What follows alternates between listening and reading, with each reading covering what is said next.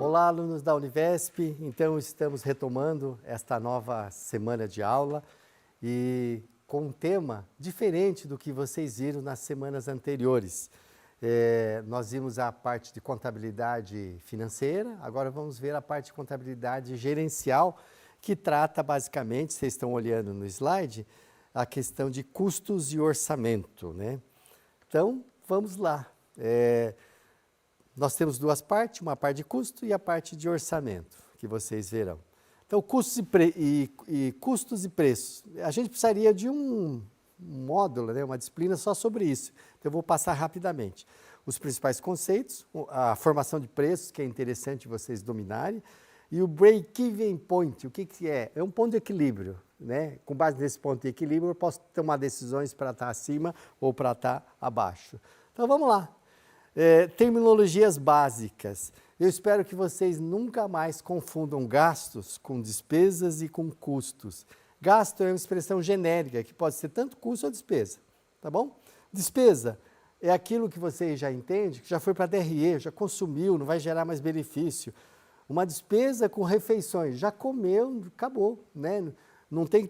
E custo é aquilo que ainda não afetou o resultado, não foi para a DRE. Tá? Então, vocês não vão cometer erros, por exemplo, que é comum em reuniões de diretoria. Tem um diretor da fábrica que não conhece contabilidade e finanças e vai interpretar que o prejuízo daquele período foi porque eles compraram muito estoque. Não altera em nada o resultado. Você comprou estoque, então o recurso que estava no caixa saiu, foi para o estoque, então permanece no ativo, não alterou nada. Comprou máquinas. Também sai dinheiro do capital de giro, ou às vezes empréstimo, né? E vem para a máquina. O ativo não altera. Então é importante vocês saberem distinguir essas três. E para reforçar essa terminologia, esses três conceitos básicos, né? Simples, né? Então o gasto é genérico, você tem custos e despesas. O custo, ele é ativo, e a despesa já consumiu, está na DRE.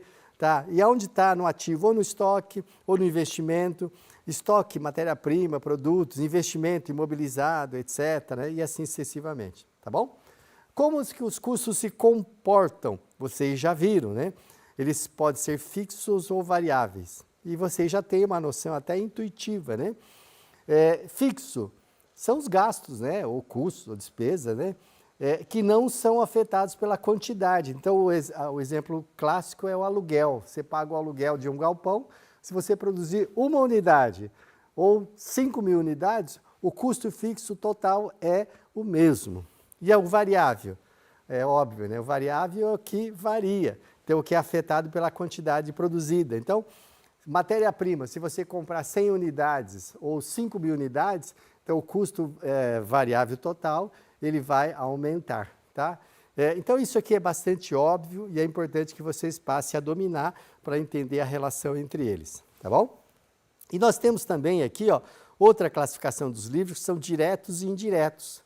Não é bem isso, mas os custos diretos se assemelham, de certa forma, aos variáveis e os indiretos aos custos fixos. Nem sempre é assim, tá? E já falando para vocês, é muito difícil, né, avaliar tudo isso, né, de uma forma precisa. Tá? Então, os diretos, eles são aqueles custos que são facilmente atribuídos ao produto, assim como os variáveis, né? Eles são facilmente. Então, se você está avaliando, energia elétrica é fixa ou variável? Não é variável. Por quê? Porque se aumentar a produção, vai aumentar o consumo de energia. Mas a conta de energia tem uma parcela lá, fator de potência, que se você ultrapassar aquele fator de potência, a conta de energia estoura. Então, em alguns períodos, às vezes, não está relacionado com o consumo, mas está relacionado com a política de fator contratada, a demanda contratada.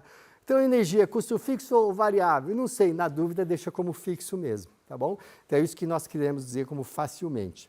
E os indiretos são os custos que não conseguimos relacionar diretamente aos produtos. Então, como que você começa uma contabilidade gerencial? O que é custo variável, direto, facilmente, considera variável. O que tem dúvida, joga junto com os custos fixos e indiretos. E à medida que você vai aperfeiçoando os relatórios gerenciais, eu achei uma forma aqui fácil de... Aí você vai aperfeiçoando a sua contabilidade, tá bom? Então essa é a recomendação. E o fixo, então é isso. Ele é fixo, né? E o variável é variável. É lógico que isso não é verdade, né? Não é bem uma reta. Às vezes esse custo fixo é um pouquinho assim, né? E o variável também é variável, tá?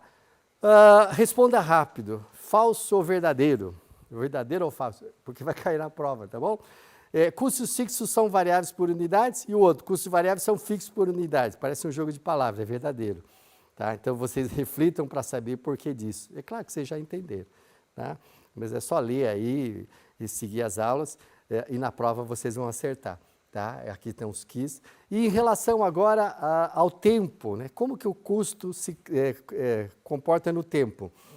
Então, o custo histórico é o custo original, tá bom? É o valor que eu paguei naquele dia, que está na nota fiscal, no documento, no contrato. Tá? Não tem nenhum reajuste pela inflação. Tá? Custo corrigido é o custo reajustado pela inflação. Tá? É pela inflação? Que índice? Você escolhe, tá bom? Custo de reposição, olha só, eu vou colocar o próximo aqui, ó. Reposição parece sinônimo de mercado, mas não é bem isso, né? Reposição é o custo de repor aquele item, e mercado é o preço médio do mercado.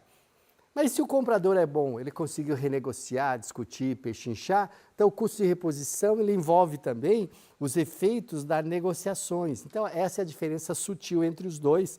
Tá? E qual que você usa na sua empresa? Você vai saber entender que dependendo do tipo de análise você usa um ou outro. Tá bom? Métodos de valoração dos estoques. Então, a fórmula para valorar o estoque, lembra quando a gente viu na semana passada sobre contabilidade criativa? O estoque é um dos itens mais fáceis de manipular, né? Então, depois que você fez a contagem física, o inventário, você tem que valorar. E quais são os métodos de valoração? A fórmula inicial é essa aqui, o estoque final é o estoque inicial, mais o que você comprou, menos o que vendeu, você tem o estoque final. Obviamente, isso aqui está na maior parte dos livros e na bibliografia básica, mas a sugestão é vocês não usarem mais, tá bom? Isso aqui é uma forma de controle de estoque periódico, que as empresas faziam uma vez por ano, né? Então, quem garante que o resultado aqui, se teve fraude, se teve roubo, se teve perda, se teve erro de contagem. Então, nunca utilize o estoque periódico. E em contrapartida, nós temos o estoque permanente, que é aquele o quê? Que as empresas têm hoje. Está no caixa do supermercado. Emitiu a nota, ele já baixa o estoque, comprou, ele já dá entrada no estoque, calcula um novo preço médio, ou seja, é um controle permanente. Então, hoje isso é possível. Então, essa fórmula aqui está na bibliografia, então nós tivemos que utilizar, mas seria importante que você partisse para um método mais eficiente. Tá? E aqui é interessante, pessoal, olha só como nós temos aqui. Como que a gente valora os estoques? Eu aposto que vocês nunca tinham pensado nisso. Eu faço a contagem, deu X unidades, eu tenho a quantidade física. E para contabilizar, eu tenho que valorar isso em reais, em dólar, em moeda. E aí o primeiro método é o PEPs, que é o primeiro que entra, é o primeiro que sai. Né? Ou LIFO, ou FIFO em inglês, né? First in, first out. O EPS, vocês já adivinharam aqui, já viram também, é o último que entra, o primeiro que sai. E a média, o médio é o médio, tá bom? E quais são as implicações? Você pode usar qualquer um, tá? O imposto de renda, ele não autoriza o EPS, você pode usar o PEPS ou médio, porque se você utilizar o último que entra, a chance de você aumentar o custo é maior, se aumenta o custo, diminui o lucro antes do imposto de renda e diminui o imposto de renda a pagar, por isso que ele não deixa. Tá bom? Mas isso é questionável, porque aquilo que você lançou a mais no mês, compensa no mês seguinte, e no ano, às vezes, a diferença não é tão grande assim. Tá? E, regra geral, o pessoal acaba usando o médio. Tá? Tem o custo padrão também, que isso é possível. Né? Tem empresa que quer ter o resultado, a cada venda, a cada dia, a cada semana, ter o resultado. Mas o fechamento do custo, o contador só vai saber no final do mês, quando fechar a contabilidade. Então, o que ele faz? Com base no passado, com base em orçamentos, com base em eficiência, ele define um padrão. Então, é um valor definido previamente, com base em estudos orçamentários, utilizado para fins gerenciais e decisórios. Pode fazer? Pode. O imposto de renda aceita? Claro, lógico que não. Mas, assim, na hora de fechar a declaração de imposto de renda, trimestral ou anual, né? O contador ele faz o ajuste entre o padrão e a média, que seria o aceito, ele faz a diferença e tributa isso. Tá? Então, nada impede que na contabilidade gerencial você use critérios diferentes da contabilidade financeira. Entenderam para que é a contabilidade gerencial, né? É a mesma contabilidade financeira, só que você aperfeiçoa alguns conceitos para fins de tomada de decisão.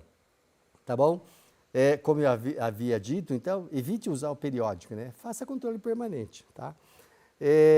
Tipos de custos, nós temos aqui diretos, indiretos, como a gente já comentou. Então, os diretos, geralmente, a matéria-prima, embalagem, mão de obra, encargos e benefício. E os indiretos?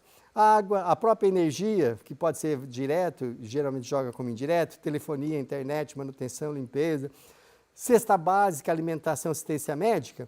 Se for da mão de obra indireta, é aqui. Se for da mão de obra direta, ele está aqui, em cima. Serviço, assessoria, então aqui é a grande maioria. E a dica é assim, o que tiver facilidade, joga como direto. E se for, não é tão fácil identificar, como indireto mesmo. Então, esses são os tipos de custos. Então, você vê que a gente já começa a olhar em detalhes mais gerenciais, não é para fim externo, para fim de dividendos, para fim de preço de ações. Nós estamos olhando para dentro da empresa. Tá? Métodos de custeio. Então, vocês já sabem o que é fixo, variável, direto e indireto. Quais são os métodos? Os mais comuns são esses dois aqui, ó, tá bom, pessoal? O absorção é o que a maior parte das empresas adotam, que é o que o imposto de renda aceita. Ele considera todos os custos, olha, não considera a despesa, tá bom? Aqui é só custos envolvidos na produção, quer sejam diretos, indiretos, fixos e variáveis. Então, aqui ele considera todos. E o direto ou variável? Somente o custo variável, direto ou variável. Então, aqui é fácil identificar. A absorção absorve todos os custos diretos e indiretos, e o direto ou variável, só o direto que é variável. Tá? É óbvio que esse aqui o imposto de renda não aceita, mas nada impede que você feche a contabilidade, depois na gerencial você ajusta para fins de tomada de decisão. Para que isso? Vocês vão ver no decorrer aí da aula. Tem o método ABC, o custeio baseado em atividades, que é mais curiosidade, mas vocês podem utilizar também, ao invés de usar departamento, o custo naquele departamento, você usa no processo. Então, por exemplo, um processo de compra, ele nasce lá no departamento, aí vai para o departamento de compra, aí vai para o estoque, aí a contabilidade recebeu a nota, o quanto você vai pagar, pagou. Então, ele analisa todo o processo, é isso que é o ABC. Então, é uma forma de avaliar a empresa. No Brasil é adotado? Mais ou menos. Lá nos Estados Unidos, sim. Quando a empresa tem um volume alto de custos fixos, é interessante usar também. Obviamente, o imposto de renda, você teria que fazer ajuste para efeitos fiscais, tá bom? O custo padrão, eu já comentei também, é uma previsão, né, pré-definida. E por curiosidade, tem o método GECOM, só para vocês saberem como são versáteis essas teorias, né? Ele considera o resultado econômico, olha, o valor presente líquido de um ativo. Então, como que ele avalia uma máquina? É o valor presente dos fluxos de serviços futuros. Então, tem na bibliografia, vocês podem olhar, mais curiosidade, mas isso aí seria objeto de uma disciplina só para custos, né? Então, agora nós vamos falar talvez aquilo que vocês estejam mais interessados, que é a formação de preços de venda, né? Basicamente, nós temos essas duas teorias, né? Compound price, ou seja, você avalia nos custos, com base nos custos das empresas. Ou target price é o mercado. Então, como que a gente deve fazer preço? Com base nos custos, com base no mercado? Não sei, né? Todo mundo faz com base nos custos. Por quê? Pega o custo fixo, variável, não sei o quê, põe imposto, não sei o quê, e chega no preço de venda com a margem de lucro. E se o mercado não aceita? Aí não vende, aí, né? Tem que retornar atrás. Então, o ideal é que você tenha os dois. Você tenha um método de formação de preço com base na empresa, nos custos da empresa, e uma outra forma com base no mercado, né? E olha só o target price, é um processo reverso a ser adotado para estabelecer os preços com base no mercado competitivo. Primeiro, você define o preço que o mercado acha que ele vai absorver. E com uma margem de contribuição padrão, eu tenho que ter uma margem de contribuição, vocês vão entender o que é isso. E depois, num processo reverso, você chega no custo máximo que a empresa tem que atingir. Não dá, o que eu vou gastar é 50% mais que isso. Foi isso que alavancou as empresas no mundo inteiro, né? Tanto é que tem muito engenheiro na mão de obra direta que estudando uma forma para buscar eficiência, e foi isso que ajudou também. Tá? E a margem de contribuição como eu havia dito, é um referencial para a formação de preço. É estabelecido em função da estrutura de custos, despesas, impostos, taxas e os juros de retorno mínimo.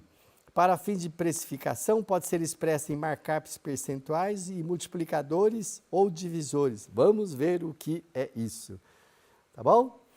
Como se apura a margem de contribuição? Se vocês forem ler um livro de curso, talvez vocês pudessem confundir um pouco, achar que é difícil, mas como vocês já conhecem agora a linguagem contábil, você vai na DRE, então aqui, ó, faturamento da empresa, receita, menos deduções, receita líquida. E aqui você tira só o custo variável. Você vê que o fixo eu deixei aqui embaixo, tá bom? Que é o método direto variável, não é absorção. E aí o resultado é a margem de contribuição. Então, para que serve a margem de contribuição? É para pagar o resto daqui para baixo. Ela paga os custos fixos, aluguel, energia, água, internet, não sei o quê, paga os impostos e sobra o lucro líquido. Então, se a margem de contribuição é importante para formar preço de vendas, você tem que definir primeiro qual que é o lucro ideal. Isso vocês já aprenderam, né? Taxa de retorno, aí faz o processo reverso. Então, é isso.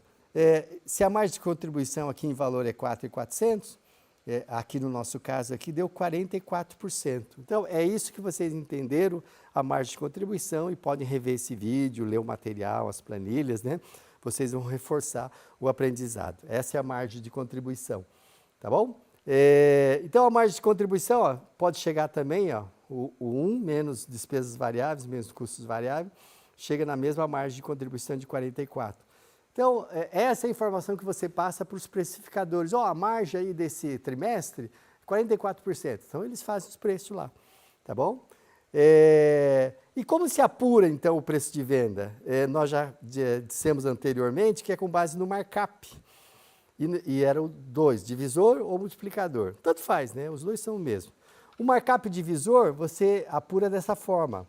1 menos despesa variável, menos custo de despesas fixas, menos de imposto de renda e menos o lucro líquido. Então, é o divisor. Tá? Então, no caso aqui, e o markup multiplicador, na verdade, é o inverso disso, tá bom? Um é o inverso do outro.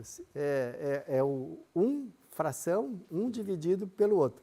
Tá? Então, os dois são parecidos. Tem gente que gosta mais do multiplicador. Então, por exemplo, deu 1,5. Então, você comprou por 100 e vende por 150. Ou divide, né? E chega no mesmo resultado. Tá? Então, aqui está a legenda, né? E aqui vocês têm lá os dados. Eu coloquei um exemplo para vocês verem com calma, depois tem na planilha. O markup divisor aqui, nós seguimos a fórmula, chegamos em 40%. Então, esse é o divisor. Então, como que você faz o preço de venda? Você pega o custo variável e divide por 40%. Então, aqui no caso aqui é 4.000. Né? Então, aqui o custo variável aqui é 4.000. Vamos supor que essa empresa vendesse um único produto, né? Então, divide pelo markup divisor e chega no preço de venda de 10. Então, olha só, o faturamento aqui é 10. Então, esse é o markup divisor. E o multiplicador é a mesma coisa. Como é o inverso, você chegou em 2,5. Então, dividir por 0,40 ou multiplicar por 2,5, matematicamente é a mesma coisa. Então, aqui você faz o quê? Você pega o menos do custo, multiplica por 2,5 e chega no mesmo preço de venda. Então, vocês são especialistas agora nos dois métodos mais avançados de formação de preço de venda. E com o tempo vocês vão ler e aprofundar aí. E como se planeja o preço de vendas, né? Então, aí vocês vão relembrar as aulas anteriores. Aqui você tem a DRE. Eu coloquei o ativo e calculei aqui a taxa de retorno de investimento. Vamos supor 1%. E aqui, margem de contribuição, markup divisor, multiplicador, que vocês já viram. E vão fixar esses conceitos com calma. E aqui nós olhamos um cenário. A inflação prevista nos 5 anos, 4, poupança, Selic, CDI, né? Qual o ROI desejado. Então, na verdade, para fazer o preço de venda, não é tão simples assim. Eu pego a margem e faço, né? Na verdade, deveria ser feito pelo presidente da empresa. O que você pensa? Quais são os seus planos? Aí, com base nisso, define a margem de contribuição para depois fazer o preço.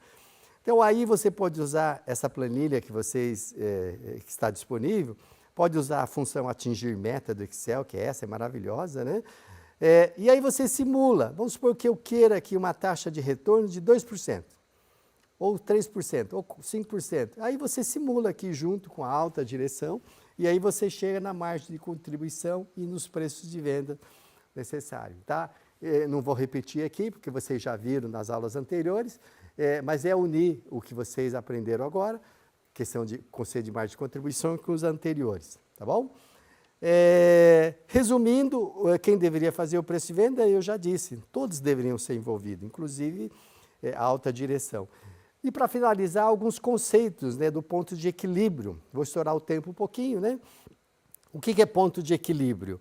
É isso, é esse gráfico aqui, tá bom, pessoal? O custo fixo, o custo variável, esse é o custo total, que é o fixo mais variável, e aqui a receita. Então, se não vendeu nada, é zero. Só que se não vendeu nada, o custo já começa no custo fixo, você já começa pagando. E aí ele vai se cruzar, a receita total com o custo fixo total é o ponto de equilíbrio. Tá? Então, ou seja, se você vender menos que o ponto de equilíbrio, vai dar prejuízo, e se você vender mais, você vai ter lucro. Esse é o conceito de ponto de equilíbrio que vocês vão ler, né, e se aprofundar. E a fórmula, a quantidade é só matemática, né, custos e despesas fixos totais, dividido pela margem de contribuição unitária, você chega... e valor é o custo de despesas fixos dividido pela margem de contribuição por percentual. Aí fazendo os cálculos, né? No caso aqui, ó, 125 unidades, eu teria que vender 125 unidades, considerando esses dados, né? Custo de despesas 10 mil, preço unitário 180, custo variável 100. Então, eu teria que vender 125 unidades, né? Ou R$ 22.500. Então, são referenciais. É muito interessante usar essa ferramenta nas decisões internas, tá bom? Então, aqui tem os dados, aqui tem o cálculo, né? E há diversas versões de ponto de equilíbrio, né? Operacional, econômico, financeiro. Esse que nós vimos com vocês aqui é operacional, mas, por exemplo, aqui é o ponto de equilíbrio onde o lucro é zero, mas tem gente que fala assim, mas o lucro para zero não é nosso, nós temos que conseguir pelo menos o custo de capital, ou a cadeia de poupança. Então, você acrescenta isso no custo fixo e aí é o econômico. Nós estamos numa situação difícil, então não vamos considerar nem depreciação, é só o financeiro, só para pagar as dívidas, aí diminui um pouquinho. Então, aí vocês podem usar a bel prazer, tá bom? E qual é a crítica do break-even point? É que nada é tão perfeito na vida, né? Não é tudo uma reta, linear, bonitinho, né? Na verdade, os custos fixos são assim, preço de venda também não é uma reta retinha, né? Então, na verdade, a empresa não tem apenas um ponto de equilíbrio, ela pode ter vários pontos de equilíbrio. Então, não são lineares, né? Há vários pontos de equilíbrio. E se a empresa tiver um único produto, facilita. Se tiver vários, então não é tão simples. Margem de contribuições diferente, é difícil de calcular. Então, na prática, é um modelo que é muito pouco utilizado, tá bom? E eu vou dar um exemplo para finalizar, né? Aqui, ó, para finalizar, um exemplo de como pode adaptar isso. E fui buscar um exemplo bem assim exótico, né? Lá na contabilidade rural, avicultura. Existe um índice chamado, quem trabalha nessa área conhece, chama-se ICA, Índice de Conversão Alimentar. Qual que é a fórmula? Quilo de ração consumida dividido por quilo de carne de frango. Você pegou um pintinho, deu ração, durante lá, antigamente era 6 meses, hoje é 30 e poucos dias. E aí você calcula esse índice, tá? Esse índice é o seguinte, quem trabalha na área, ele fechou lá a criação, já vendeu para o frigorífico, dependendo do número, se dá 1,1, 0,98, ele sabe se vai sobrar ou faltar dinheiro. Então é um índice muito conhecido. Então nós adaptamos um break-even point, que mede não só a quantidade de valores que os livros falam, mas que mede a eficiência, aqui no caso o índice de conversão alimentar. E olha o resultado que interessante, pessoal. No caso aqui, ó, se a empresa tiver um índice abaixo de 2,08, ela vai ter uma área de lucro, tá bom? Então, olha, e o lucro aqui aumenta. E se ela tiver um índice de conversão alimentar acima de 2, da área de prejuízo. Então, por exemplo, se o índice de conversão alimentar aqui é 2, significa o quê? Que para fazer 1 quilo de carne usou 2 quilos de ração. Se diminuiu 1,9 kg, teve eficiência. Tá? Como se faz isso? O material está disponibilizado para vocês, nada mais é do que uma planilha com preço dos insumos, as fases do crescimento do frango, o custeio, né, o preço vezes a quantidade das fases dá o preço, e aí você faz uma formulinha, o ponto de equilíbrio é quando você atinge esse resultado, anterior ou posterior. Tá? Então você pode consultar isso nos anais, aqui tem um artigo, né? E como eu havia dito, encerramos, é uma aula bastante completa, porque nós precisaríamos de uma disciplina só para tratar de contabilidade gerencial. Então damos por finalizado e até a próxima videoaula.